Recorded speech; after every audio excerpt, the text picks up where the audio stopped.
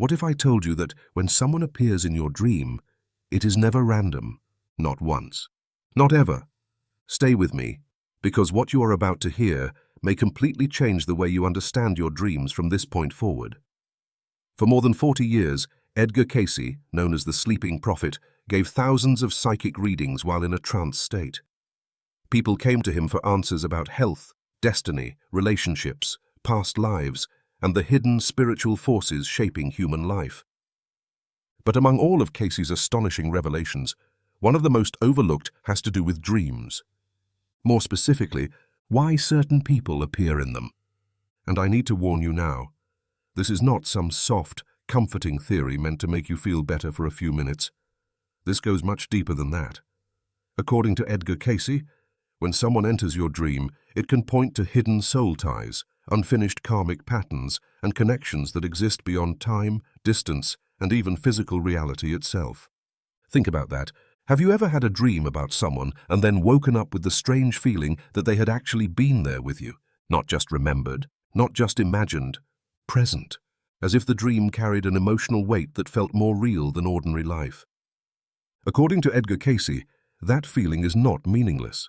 It is not your mind randomly replaying old scenes like a broken projector. It may be evidence that something much deeper is taking place. Cayce taught that dreams are the meeting place between the conscious mind and what he called the superconscious mind. In that realm, the normal rules begin to loosen. Time is not experienced in the same way. Space becomes less fixed. Physical distance no longer limits connection the way it does in waking life. In other words, the dream state is not just a place where the brain throws together random fragments of memory. It is a doorway, a threshold, a place where deeper levels of reality can briefly become accessible. He taught that the subconscious mind never forgets anything. Every person who has touched your life, every emotional exchange, every bond, every moment of recognition, all of it is preserved within what he described as the deeper record of the soul. Nothing is lost. Nothing simply disappears. But here is where his teaching becomes even more fascinating. According to Cayce, when someone appears in your dream, they are not always just a memory replaying itself.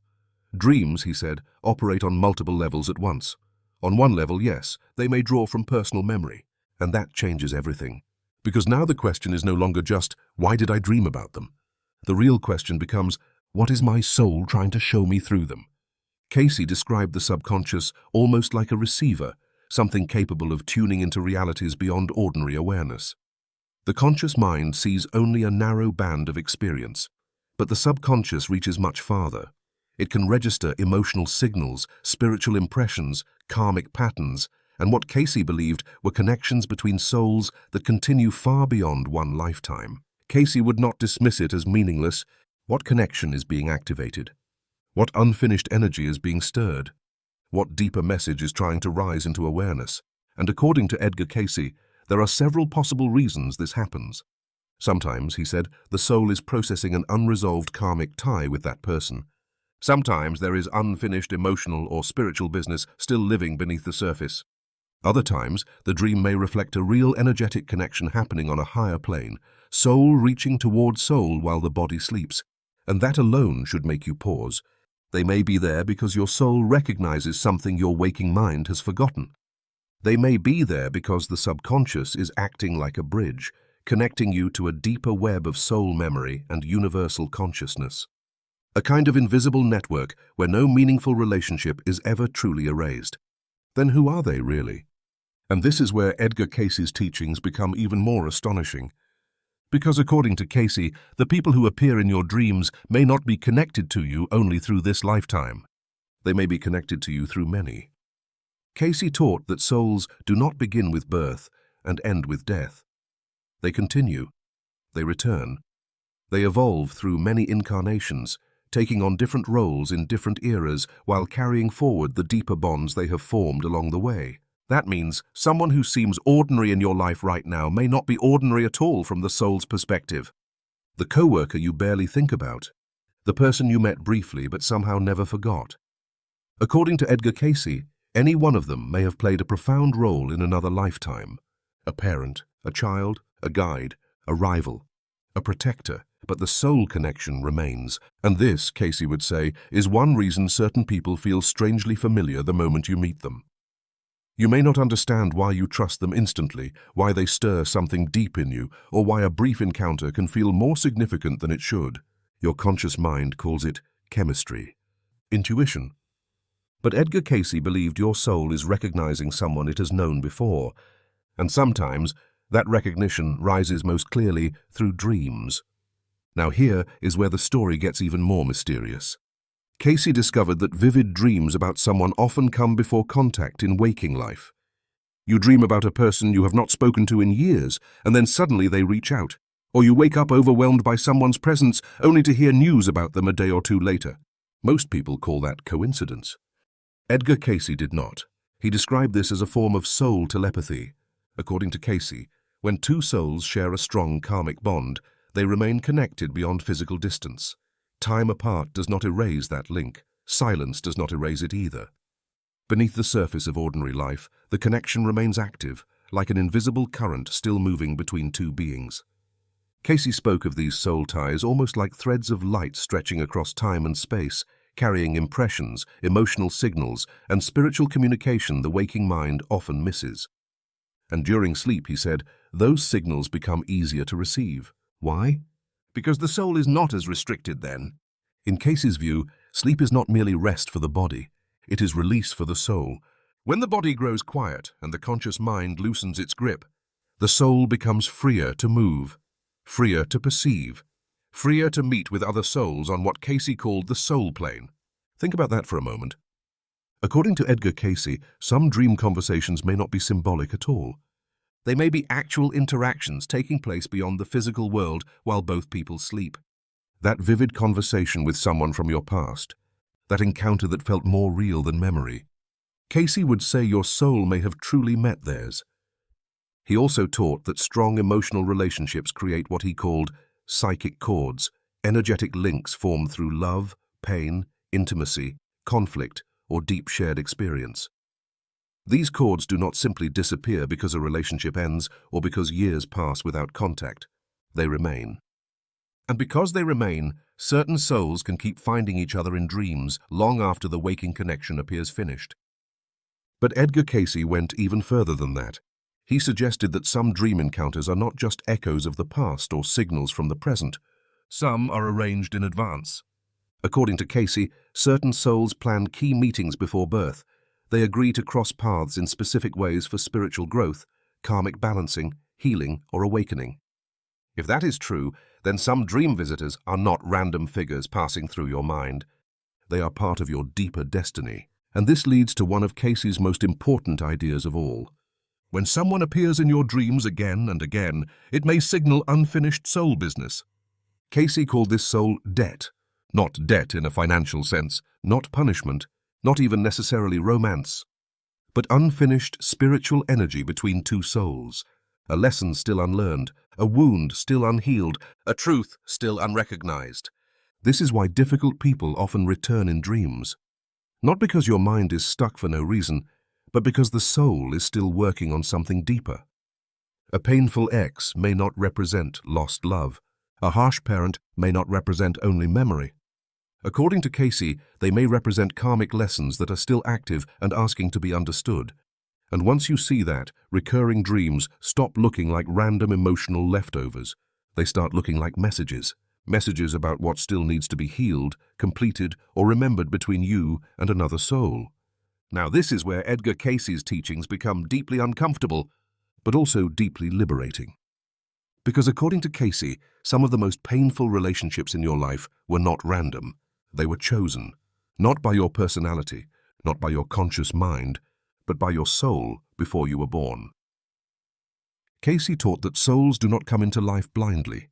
They enter with intentions, lessons, and agreements already in place. Some of those agreements involve love, support, and reunion, but others involve challenge, conflict, disappointment, betrayal, loss. Why? Because from the soul's point of view, growth often comes through friction. According to Edgar Cayce, some of the hardest people in your life may be souls with whom you share long-standing karmic contracts, agreements that stretch across multiple incarnations. In one life, they may nurture you. In another, they may wound you. In one lifetime, you may guide them. In another, they may become the one who tests your strength, your boundaries, or your capacity to forgive. This is why Cayce made one of his most controversial statements. At the soul level, there are no victims, only volunteers. That does not mean pain is not real. It does not mean harmful behavior is acceptable. And it certainly does not mean you should remain in situations that damage you. What it means is that from a spiritual perspective, some relationships exist because both souls agreed to participate in a difficult lesson for the sake of evolution. And that helps explain something many people struggle to understand. Why do we remain attached to certain people even when the connection is painful? Why do some relationships linger in the soul long after they end in the physical world? Cayce would say it is often because the lesson is not complete. The soul knows there is still something unfinished, something that must be healed, understood, transformed. And that is exactly why these people return in dreams, not as punishment, but as guidance. According to Cayce, recurring dream visitors are often signs that the soul is still trying to complete something important. The dream is not there to reopen the wound for no reason. It is there to show you where healing still wants to happen. Sometimes the lesson is forgiveness. Sometimes it is truth. Sometimes it is learning to let go. Sometimes it is finally understanding what the connection was really meant to teach you. Cayce believed that the quickest way to stop recurring dreams about someone is not suppression, distraction, or denial. It is completion. The soul lesson must be met consciously. The inner work must be done, and once that happens, the dreams often begin to fade naturally, not because the person no longer matters, but because the message has been received. Now here is where Edgar Cayce's teaching becomes even more profound. He discovered that the people in your dreams are not only connected to your past, they may also be reflecting something within you. This is what we might call the soul reflection principle. According to Cayce, every person who appears in your dream can represent some aspect of your own soul asking for attention. The soul uses familiar faces because your conscious mind responds to people it knows. If the dream showed you only abstract symbols, you might miss the message entirely. So instead, it presents the lesson through a person you recognize, a face you cannot ignore, a relationship you feel. And once you understand that, a different question begins to matter. Not just, why am I dreaming about this person? If the person in the dream loved you deeply, perhaps the dream is showing you your own capacity for love. If they hurt you, perhaps they reflect a wounded part of yourself that still needs healing. If they were bold, creative, free, or powerful, maybe your soul is urging you to develop those qualities in your own life. In this way, dreams become mirrors of inner development. The people in them are not always there because of who they are alone. Sometimes they are there because of what they awaken in you. And according to Cayce, once you integrate that lesson, once you claim the quality, heal the wound, or understand the reflection, the dream no longer needs to repeat itself, because wholeness has begun to form. The idea of soul groups. Cayce taught that we do not move through lifetimes alone. We travel in clusters, small groups of souls who incarnate together again and again in different combinations and roles. Family members, close friends, romantic partners, mentors, rivals, and even adversaries may all belong to the same soul group. Why some people feel ancient to you, why some connections seem bigger than this one lifetime could ever explain, because perhaps, in the deepest sense, they are. And this is where Edgar Cayce's vision of dreams becomes almost breathtaking. Because according to Cayce, some dream visitors are not simply echoes of memory or unresolved emotion. Some are signs of reunion. He taught that souls often travel in groups, meeting and parting across many incarnations, sometimes close together, sometimes separated for lifetimes at a time. But separation, in Cayce's view, is never permanent. The deeper bonds remain, waiting for the right moment to reawaken. That is why certain dream encounters feel so powerful.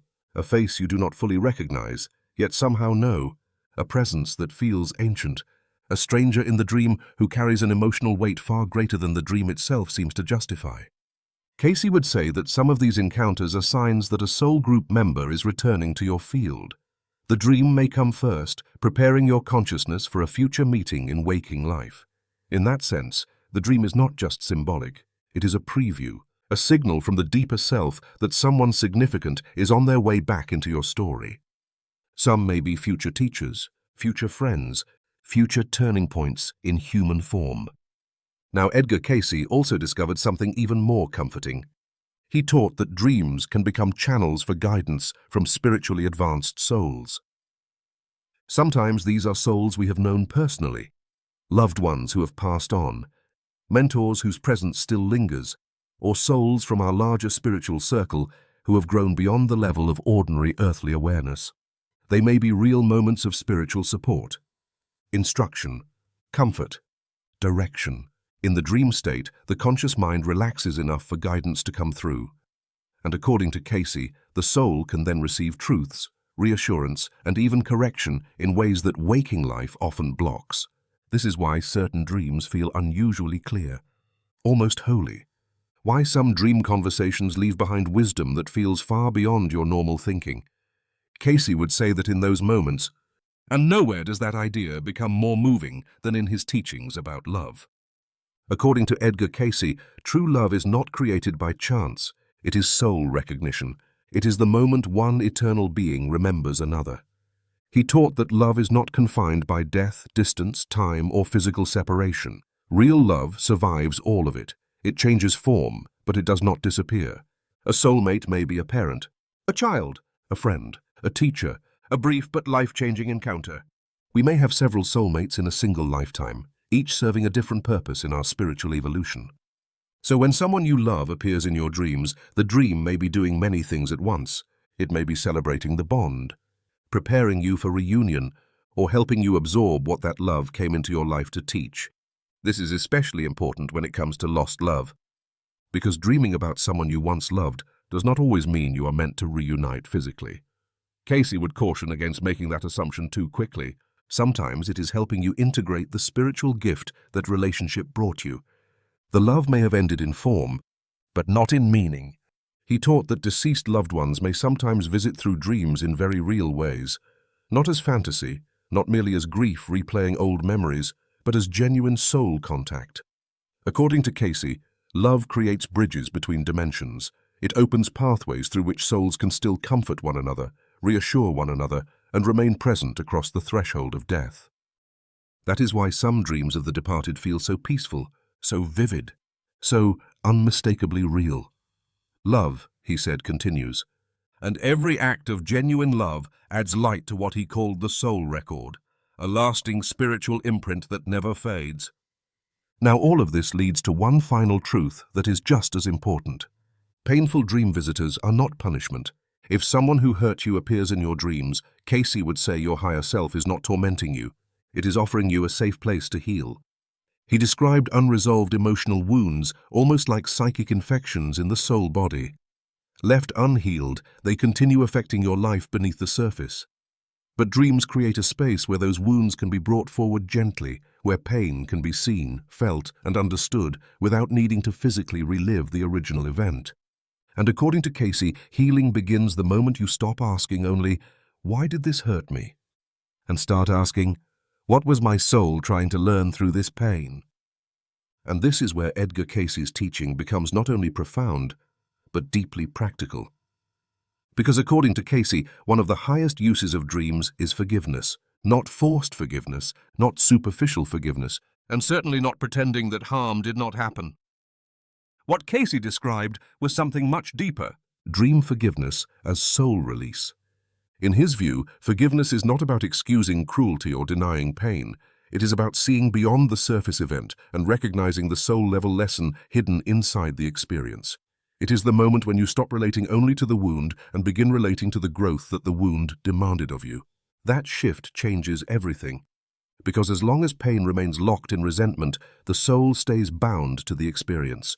The dream continues, the emotional charge continues, the karmic tie remains active. But when genuine understanding begins to form, when you recognize that even painful relationships may have carried a role in your awakening, something begins to soften. And according to Cayce, authentic forgiveness clears karmic debt. It does not erase memory. It does not rewrite history, but it releases the soul from carrying the same unfinished pain again and again. This is why dreams can become sacred spaces for healing. In dreams, the soul can rehearse release before the waking mind is fully ready. It can begin letting go in symbolic form. It can encounter the other person at a deeper level than blame, fear, or ego. And from that space, forgiveness becomes possible, not as weakness. Now, once you understand that, you begin to see something extraordinary. Every dream visitor is a teacher. According to Edgar Cayce, every person who enters your dream comes carrying a lesson. Some teach compassion, some teach discernment, some teach love, some teach boundaries, some teach courage, and some come only to help you remember what your soul already knows, but your waking mind has forgotten. This is why Cayce believed dreams are not merely emotional residue. They are part of spiritual education. They help the soul remember its divine nature. They remind you that your life is not random, that your relationships are not meaningless, and that your inner world is connected to something far greater than ordinary thought. In more advanced dream states, Cayce even suggested that people may experience what could be called soul reunion dreams, dreams in which multiple significant people appear together, sometimes from different periods of life, all carrying a powerful sense of purpose. These dreams may signal that karmic cycles are closing, spiritual understanding is deepening, or the soul is moving into a higher level of awareness. In that sense, your dream life may reflect your spiritual awakening more than you realize. So how do you work with all of this in a practical way? Cayce's guidance was surprisingly clear. First, record the dream as soon as you wake up. Do not wait. Dream memory fades quickly, and even a few lost details may matter. Write down who appeared, what happened, what emotions you felt, and what actions stood out most strongly. Then begin asking the deeper questions. What quality does this person represent? What unfinished emotional business do I still carry with them? What aspect of myself might they be reflecting back to me? How is this dream calling me to grow spiritually? These questions shift the dream from passive experience into active revelation. And according to Cayce, meditation is often the next step. Once the dream is recorded, sitting quietly with it allows deeper layers to surface. The first meaning may not be the deepest meaning, but if you stay with it long enough, the soul often begins to reveal what the dream was really trying to say. And all of this leads to Cayce's final spiritual message about dream visitors. They are not random. They are not meaningless. Dreams, in Cayce's view, are tools for conscious evolution. They help you heal what is unfinished, remember what is eternal, and reconnect with the deeper truth of who you are. And perhaps his most beautiful teaching of all is this. Every soul in your dreams is a gift, even the painful ones, even the confusing ones, even the ones you wish would stop appearing. Back toward wholeness, back toward healing, back toward the truth that love, not pain, not separation. Thank you so much for staying with me through this exploration. If you found value in today's discussion, don't forget to subscribe to the channel and share this video with someone who might benefit from it. And if you'd like to go a step further in supporting this work, you can now leave a super thanks below. It's a small way to say thank you, and it truly helps keep this channel going.